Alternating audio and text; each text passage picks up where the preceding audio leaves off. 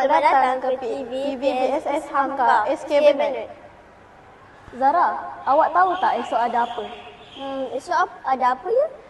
Esok kita ada program Ikhya Ramadan. Wah, jom kita tengok pelancaran Ikhya Ramadan. Jom.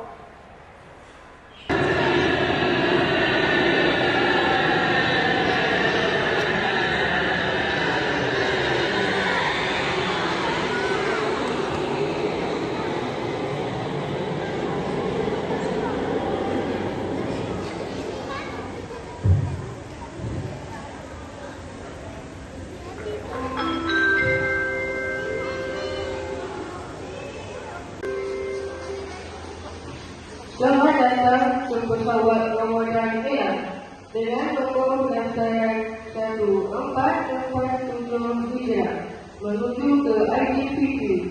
Sesuai dengan peraturan Al-Quran, kami ingin menyampaikan maklumat penting untuk surga Al-Quran. Kita akan terbang dalam jangka masa 30 hari di atas permukaan dahaga dan telapak.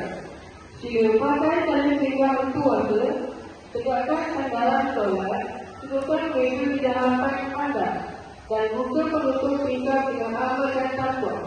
Pesawat ini mempunyai 3 pintu keselamatan. Pintu pahala ada di hadapan anda, pintu keampunan ada di tepi anda, dan pintu sebalikan ada di belakang anda. Dilarang menimbulkan orang negatif kepada penerbangan ini. Selamat menikmati penerbangan anda. Kami memohon maaf lahir dan batin. Selamat berpuasa. Best kan tadi? Mestilah best.